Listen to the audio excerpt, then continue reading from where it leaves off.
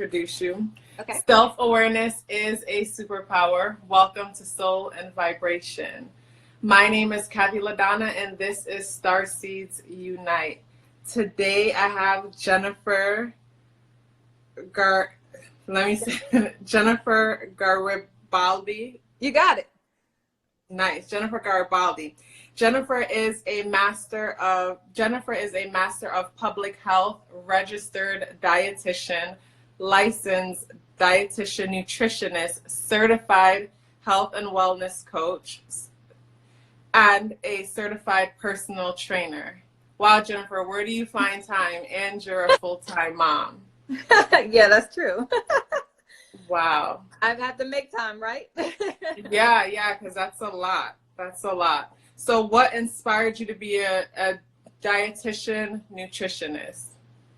Well, as you know, I started off as a personal trainer. So I have an undergraduate degree in exercise physiology, and as a personal trainer, fitness and nutrition go hand in hand. And so I would get a lot of questions about nutrition, and I just didn't feel like I had enough knowledge. I had just basic knowledge of nutrition. And so I got frustrated with not being able to help them further. So I just decided after a couple of years, I was like, okay, I think I want to go back to school. And so I ended up looking up UNC, University of North Carolina at Chapel Hill's program. It's their Master of Public Health Nutrition program. And I ended up becoming a dietitian through that program. So yeah, just nice. Short. So question, because I've thought, like I told you earlier when we were talking, I've thought about becoming a dietitian, and you explained the difference to me between a dietitian and a nutritionist. Can you tell me again?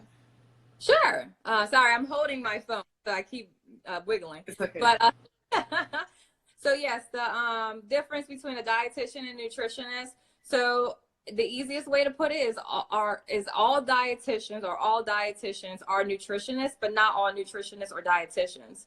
So dietitians go through rigorous training and schooling, and we have to pass a registration exam to be called a registered dietitian. A nutritionist, basically anyone could call themselves a nutritionist. I could have called myself a nutritionist as a personal trainer. There's no regulation around the term nutritionist or around that. So really anyone could call themselves that. Okay. So my friend Zanata just joined, and she knows me since middle school. And since middle school, I've been called greedy because I like to eat. I have a really unhealthy relationship with food. So have you ever had an unhealthy relationship with food? And if so, like, how do you cope with that? Yeah, when I was younger, especially when I used to work at Smoothie King. I'm from New Orleans, and that's where it originated. And so I was like, okay, well, I'm going to use smoothies for, as a meal replacement. I basically considered nutrition. I just thought about calories. I didn't think about how nutrients actually, nourish your body. I didn't even consider that. I was just like, oh, well, I just want to lose weight. So think about the calories. Also, I did lean cuisines, and I just couldn't figure out why I was so hungry. It was because I wasn't eating enough, and I wasn't properly, nourishing my body. Also, after the birth of my first daughter, I suffered from emotional eating. I wasn't prepared for what motherhood would bring mentally, physically, emotionally. I wasn't prepared at all. I felt like I lost myself. And so then I had to really be honest with myself and be like, okay, what is going on? You don't typically do that. And this is not in line with your goals. So my recommendation is to, especially if it's emotional eating, pay attention to the cues that your body gives you. If you are turning to food all the time, then that is an indication that there is a need that is not being met, and food isn't meeting that need. And then also identifying the exact emotion that you're feeling, because a lot of times we only think about maybe 4 emotions that we will pinpoint, like anger, sadness, maybe lonely or tired or something like that, or you know what I mean? So there's many emotions out there. You could be disappointed, you could be embarrassed. So when you figure out what the exact emotion is, then you can really find out what will help you actually soothe that emotion that will actually help you get past it. And typically food won't be it, you know, if it's something deeper like that. So I had to be honest with myself, figure out what did I need. And in my, I needed to better attend to my self-care. Because like I said, I felt like I lost myself. So I needed to find myself again. And so I wanted to do, you know, have more me time. And that became exercise. So finding a way to fit in exercise even after having a child, and whether that be 15, 30 minutes or whatever, just finding a way to start. Another tip would be to start where you are. A lot of times when we're trying to make change, we want to do a whole 180 and change everything, right? But just start where you are. What is one thing that you can change right now that will help improve your health? So those are my tips. Yeah, Zanata mentioned stress is probably her reason for overeating. I feel like my reason for overeating is not just stress, because I'll eat when I'm stressed. I'll eat when I'm sad. I'll eat when I'm celebrating and I'm looking forward to celebrating something. I'll eat after a long, busy, like basically I'll be at work and I'm finishing up working and I'm thinking about what I'm going to eat when I get home, because that's what I have to look forward to. I could be sitting in church, and while I'm sitting in church, I'm thinking about, you know, like when I did go in the past, I would be sitting there thinking about what I'm going to eat when I leave. So like all the things you've mentioned, and sometimes I eat for just because I'm happy. So yeah, but overall I realize it's because I'm filling a void. Right. You know what I mean? So like you said, it's figuring out what the reason.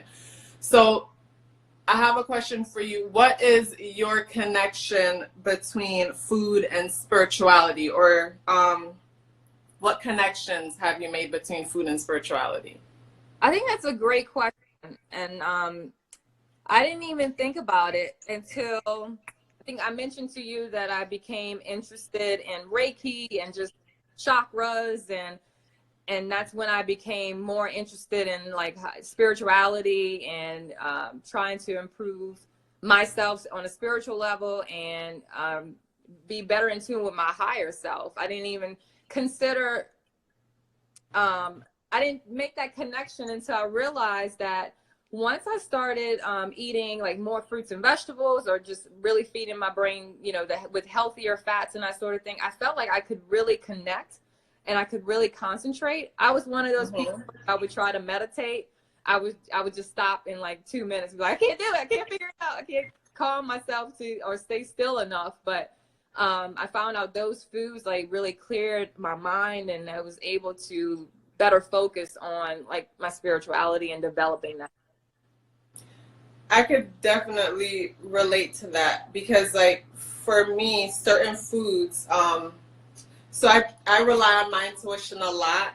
And basically to me, like my dreams and intuition, it's almost like really seeing, not being able to rely on my dreams or intuition. It's almost like I'm walking around with blindfolds on.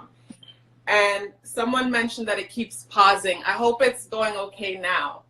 But yeah, so basically it's like I'm walking around with blindfolds on, and I realize that certain foods, basically one will make it hard for me to remember my dreams because they weigh me down so much. And then there are others that, like, I can't do coffee, like I can't do things that are extremely stimulating because they give me anxiety. And then I don't know the difference between something that I'm picking up because I'm an empath and I can pick up on things around me, or if it's a reaction from the foods that I'm eating. So yeah, I agree, like foods is super important when it comes to just like being clear and being able to pick up and, you know, depend on our survival skills and the things that we need to get by in day-to-day life. So what kind of approach do you take when it comes to diet and nutrition? Because I know for different people, like some people will encourage you to eat a certain way, and some will say to leave this food alone and, you know, go with this one or that one. Like, what's your approach? Like, do you have a certain diet that you stick by? Like, what's your approach? Yeah, I don't. So I don't promote a particular diet. I help people find ways of eating or a lifestyle that's appropriate for their life. Basically, I help them figure out, you know, basically what because okay, so my thing is we label everything, right? So we need to find ways of eating that fits within our lifestyle that we feel good about. That so whether that be paleo, but a lot of times people will adapt it to meet their needs. So then it's no longer paleo. It becomes your diet. So you can adapt different diets based on how it feels, you know, if it feels good for you and your body. You don't have to label, you know, certain, you don't have, I think we feel like we have to label everything. And then when we do label it and we move away from, you know, what, because labels come with rules, right? And then we feel like we break those rules, then we feel bad. And then we start, you know, oh, I messed up. You know, I might as well just eat everything now. It doesn't even matter. And that happens with me sometimes when I'm on a certain diet or cutting certain things out. Okay, go ahead. Right. So, and then I do from a whole body approach, because I feel like it's beyond food as well. A lot of us, we know what to do, we're just not doing it. And we may not realize that psychology plays a huge role in our food choices. Our beliefs, our thoughts, our emotions, our feelings, our relationship with ourselves, our past relationship with food, or you know, current relationship with food, our dieting history, our self-compassion, you know, whether or not we're able to be, you know, basically kind to ourselves, our personality traits, perfectionism, all or nothing thinking that will keep you going back and forth. Negative self-talk will really make it, you know, challenging for you to make lifestyle changes, because everything you do won't be good enough. So I work from basically those levels, and then, you know, help you navigate through those beliefs. What is blocking you from making the choices that you want to make? Because you have goals, they're just not falling in line with your actions, basically. So Okay. I help you there. So understand that you don't put food in a box. But what if I was to come in to see you, like piggybacking on that, just to help people to get like a clear view if they still didn't get it? What if I was to come to see you because I had a health condition that can be reversed by my diet? How would you go about guiding me how would you go about guiding me then? Like, to give more clarity to the last question. Yeah. So basically, well, we start with the mindset and all that, because you probably have done research on your own. Your doctor gave you recommendations. So we work with the psychology first, and then I also give my recommendations. Not that I don't go over foods. It's not that we know that there are foods out there that, of course, that have more nutrients than others. It's just that we neutralize that, we create the environment to where you can start trusting yourself, start trusting your body. And then we find foods that actually help support your goals and your health and that sort of thing. And I'm not for everyone. I help people that are, you know what I mean? Like, so if you want functional nutrition or functional medicine, then you would find, if you want certain nutrients that will help particular conditions, then you would find a dietitian that specializes in functional nutrition. I help women that are tired of restrictive eating and the cycle of restrictive eating and overeating, and want to heal emotional eating. That's who I help. So I'm not for everyone. So right. Yeah. And so someone asked, I know we're going to do questions at the end. Someone asked, I guess just curious, do you eat fish? I don't eat fish personally, but do you eat fish? Yeah. Okay, that's cool. And earlier someone asked about blood type foods. We spoke about that on the phone earlier, where you said that's not, what did you say about blood type diet and blood types and foods? What did you say about that earlier? Well, I mean, there's evidence for and against it. I say this: if you find something that is working for you and helps you function on a better level, then I'm not going to tell you not to do it if it's helpful to you. My point is, you find a way of eating that you can sustain. That's the whole point, right? Because you have to eat a certain way, or if you want to make changes in your life, it has to be consistent enough and sustainable enough for you to see the changes, basically. Right. Yeah. So no, I mean, if it's working for you, that's fine, you know? Okay. So so as a dietitian, quick question back to that. My mind didn't move on. But how do they know if it's working for them or not? Like, Only because like I was talking to someone who was eating a certain way and they didn't know that it wasn't working for them until they were introduced to a different way of eating where they slowly started experiencing results. So like, how would they know if it's working for them or not? Yeah, how would they, let me give a better example. Say for example, someone might have a underlying, well, like you said, I guess you already answered when you said you're working with a specific type of women. Okay, Yeah. so my next question for you is there a problem that, as a dietitian, is there a problem that you would like to solve in the world or bring awareness to with your personal experiences and knowledge? I guess, like we talked about, that psychology plays a huge role in our food choices. And I just want to draw awareness to that, because if you keep feeling like, you know, I know what to do, I don't know why I'm not making the choices and that sort of thing, then it, you know, then I would probably be a good fit for you, because it would be more of like, okay, what are your beliefs? What's blocking you from making consistent changes? Like, I'll give you an example of a belief that kind of goes against what your goals are. So if your goal is to, you know, you might have a goal to lose weight, right? But you also might have a belief that you don't waste food, or you must always clean your plate. So then that butts heads with your goal, right? Because you're constant. But if you don't realize that you didn't uncover that belief, you don't know what's blocking you, what's keeping you from moving forward. So we go unblock those beliefs, or figure out what the beliefs are or the thoughts are that are keeping you stuck in the cycle of, you know, going back and forth and not being consistent with your lifestyle changes. That's definite. That not having to finish your plate is something that I'll struggle with, because I'm like, okay, there's only a little bit left. It doesn't make sense to put it in the fridge. Might as well I'll just eat it all, and I'll sit there and force myself to eat it all until I'm stuffed and laying in bed uncomfortable because of it. So yeah, I could definitely relate to that. So I wanted to say that again.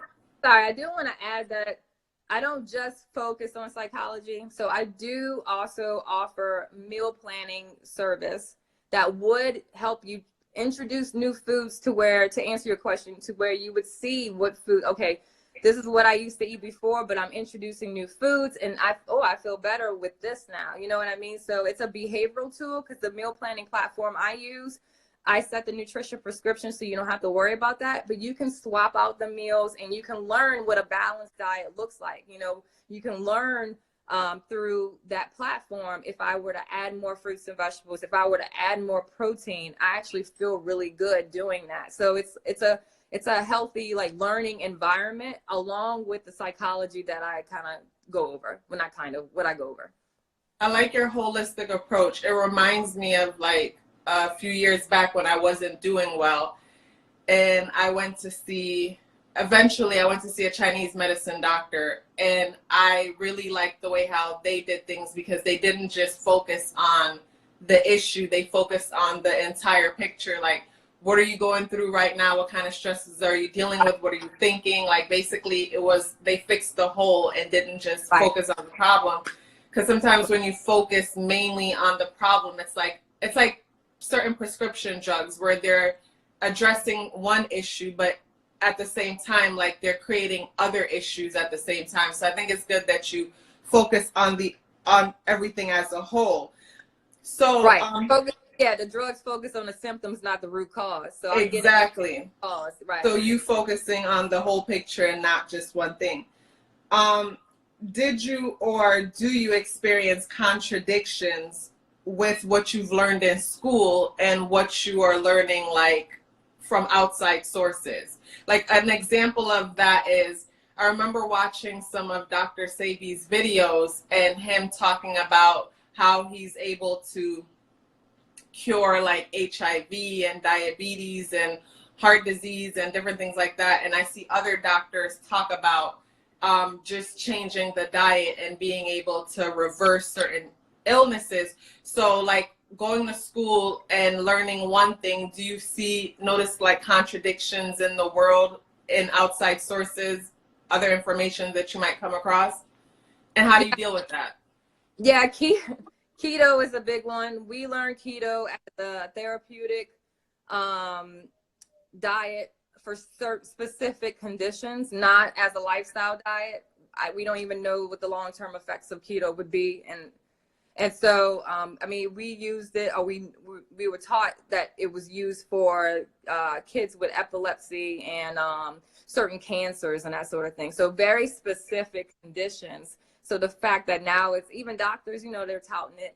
It's widespread that, you know, it's a lifestyle type of diet that I'm a little concerned about, but, you know, sometimes you have to figure things out for yourself. Oh, I thought I just read something. Another thing, just, I guess, not on the same lines of keto, but I guess a discrepancy I saw, or just, you know, a difference was with protein. Typically the recommendation for protein, what I learned for nutrition, it seemed like it was a little lower, like 10 to 15% of calories. But as a personal trainer and just doing more research, I learned, you know, just for myself and a lot of the women that I work with, 20% to 30% of calories definitely was a little bit better as far as like, you know, maintaining muscle mass, or, you know, because I feel like a lot of women, we don't eat enough protein, especially for breakfast. They tend to be a little bit more carb rich, but yeah, so that's the other discrepancy. I'm sure there's more, but that's the only two I kind of think about right now. Right. Okay. Yeah. So, my question, when it comes to protein, I lost my train of thought. So you said you recommend like 20 grams of protein for the women that you work with? I was saying 20 to 30% of total calories, but actually Okay. grams. Not grams. I said grams accidentally. I don't even know what that means. No, it's okay. Grams actually, for a lot of women, it ends up being about 20 to 30 grams if they're really active. I'm doing 20 or 30 grams right now with, you know, lifting weights and that sort of thing. So, yeah. Okay, that's cool. Okay, so with everything, with the global crisis that we're experiencing right now, how do you basically, what do you recommend? How can diet help? Oh, yeah. I mean, keeping our body healthy. I mean, we don't know what can combat, of course, coronavirus, but we can give our bodies a fighting chance, right? So foods definitely will nourish your body, certain foods, immune boosting foods. So we could talk about like vitamin C. Of course, we know that's huge in boosting the immune system. You know, we know about oranges, but broccoli, spinach. So more fruits and vegetables can be helpful. Many fruits and vegetables have vitamin C in them. Zinc also helps with, you know, improving your immune system. So like oysters, chickpeas, almonds can be helpful. I'm just naming some foods. Of course, I'm not telling you just eat these foods. Vitamin D is, we don't typically think of vitamin D as immune, you know, helping with your immune system, but it does. So of course going out in the sun, and that's helpful now anyway, because we can't do a lot of other things. So just taking a walk and absorbing, you know, the sun rays and letting that vitamin D be activated. And then also foods that, because I have notes over here, sorry. Also foods like liver or mushrooms and stuff like that will be helpful. Probiotics, I don't know if you guys know, but majority of your immune system is in the gut. It lives in the gut. So if we can, you know, better support our gut and have it be healthy, you know, improve the health of it. So probiotics, so like yogurt or fermented foods, like who likes kombucha? Because I love it. You know, the fermented drink. I like kombucha. It's just that it makes me anxious. I'm that sensitive to foods. Yeah, it gives me a little jitter. Yeah. But yeah, but I go ahead. Oh no, I was just saying, so things like that can be very, very helpful to at least give your body a fighting chance. If you do contract, you know, the virus, then hopefully you come out on the other side and just, you know, and be okay. Yeah, with what you mentioned about gut health is so important for me that I do my best to make sure that the first thing that I put in my body, the first thing in the morning, is something that's going to support my digestion and get things going. Or in the past, I didn't always do things that way. I'll start, even though I've been vegan or been on the vegan journey since August 2006, you could be vegan and still be completely unhealthy based on my own personal experience. And I've had times when I would get up in the morning and start the day off with cookies. You know what I mean? And obviously that stems from whatever else I'm going through at that time in my life.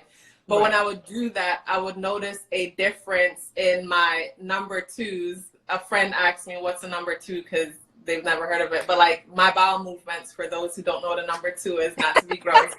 But whenever I start like starting off my day that way, because I have a really sensitive digestive tract, and you mentioned, you know, about what you mentioned about blood type diets, but like for me personally, like it makes sense for me as a positive or whatever. It says that I have a very sensitive digestive tract, and I do.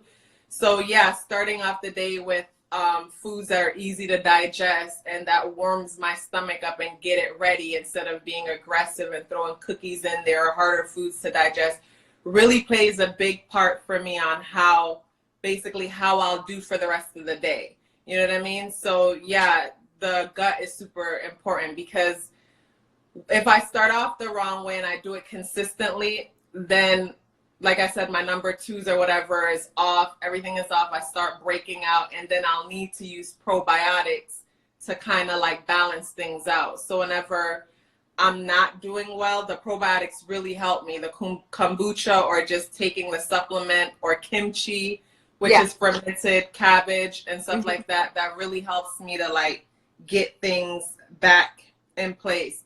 So what do you think? Go ahead. Sorry, interrupt, but I like the way you said that, because you just showed how your body communicates to you by not functioning properly. And so that's what I help women attune to. And so like you said, how do you know if you're not eating the foods that support your body? Your body tells you, just like it told you. It's like, you're not going to be regular. You're going to start breaking out. You're not going to feel right. You just feel sluggish. Your energy isn't there. So there's ways that you can tune into your body. And I teach women that, and your body will communicate if you pay attention. It does.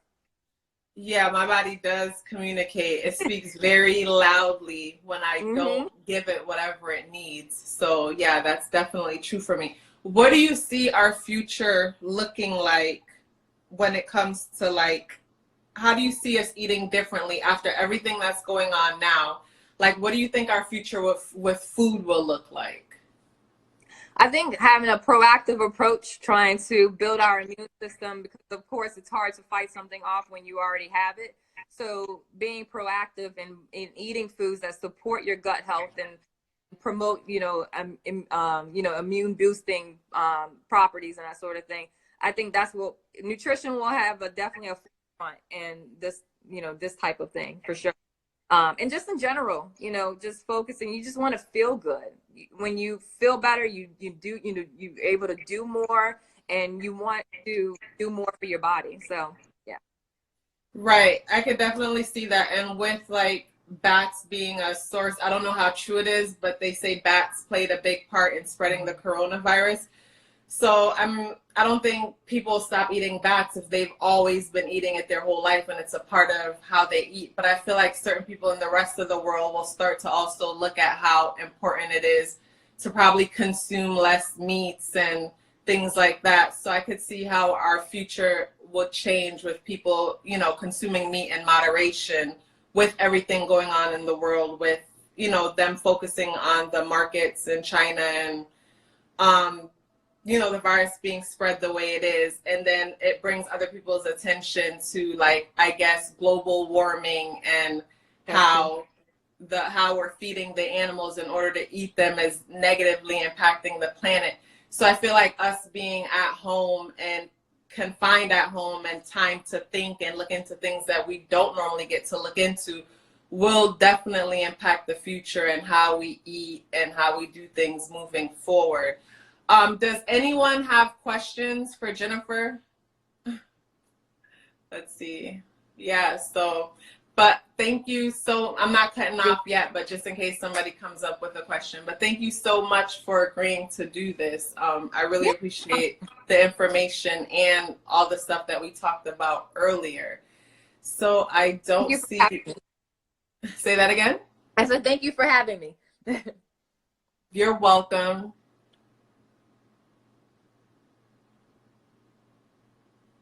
Oh, it's gas Okay. good. It could be your body reacting to certain foods that it may not agree with, but it also could mean your bowels are moving. So you just have to figure out, or there are certain foods that promote gas, like broccoli. It just makes you gassy. It just does. And some people can handle it, some people can't. If you're able to pass it and you don't have any bloating, then I would say that you're probably fine. But if it's causing bloating, then that's your body probably telling you maybe to not have as much. Maybe it's not reacting well. Is the coronavirus real or a 5G tower? I believe it's real because people are dying, but I believe it's real because people are dying, obviously, but does it have anything to do with the 5G towers? I keep hearing that. I don't know. I don't know for sure personally, but anything is possible. Yeah, I definitely think it's real. Yeah, I don't know about I did hear about the 5G, and I've been hearing warnings about it, but I honestly don't know. Yeah, I'm open because I feel like, so I heard, and I know this is going off topic, but I heard, I saw a clip about Carrie Hilson talking about the tower, the 5G playing a part, and how basically the symptoms from corona has to do with a negative reaction to the 5G. I don't know for sure, but the way how I imagine it, I don't know if you've ever seen the image or heard the story about the blind doctors trying to figure out what the elephant is. So it's like five doctors that are blindfolded, and they're all at a different section of the elephant. So one is feeling the leg, one is feeling the tail, one is feeling the ear. So feeling different parts of the elephant. It's like they're all standing in a different area, so they can't see the entire picture. Oh. So I feel like, different opinions might be, I don't know, pieces of what the truth is. Okay, the next question. Where is it? Nutritionally, are there better choices to be made based on what sex you are? Interesting. I don't know. There's foods that we need more of. I know as a woman, especially during our, monthly time or whatever, more iron, stuff like that. But sex specific, other than that, I remember hearing something about tomatoes being, tomato seeds or something about tomatoes being challenging for the man's, what do you call his prostates? I don't know how true it is, but I remember seeing something like that, like men with prostate issues or conditions should stay away from like tomatoes. I remember seeing that. I'm not the dietitian, so. And someone mentioned about getting vaccinated. Are you vaccinated? Do you believe in getting vaccinated? Yeah. You do? Yeah. I do, yeah. Okay, I don't trust it. That's just my opinion. That's a whole other story, right? But yeah, I do. Right, that's a whole other story. I guess for me, I believe that I'll do my part by consciously eating healthy and taking good care of myself, so I don't put myself in the position to get any of that. But I guess I don't trust it only because I feel like depending on what, and let me not say anything. But yeah. Do y'all think a vaccine is coming? I think that's what they're working towards. So yeah. Yeah. Yeah. But I guess when I get to that bridge, I'll cross it. But yeah, so I guess that's it for the questions. Thank you so much. It's been 30 minutes now. I want to keep you longer. I appreciate you doing this. Have a good one. Thank you guys for joining. Bye.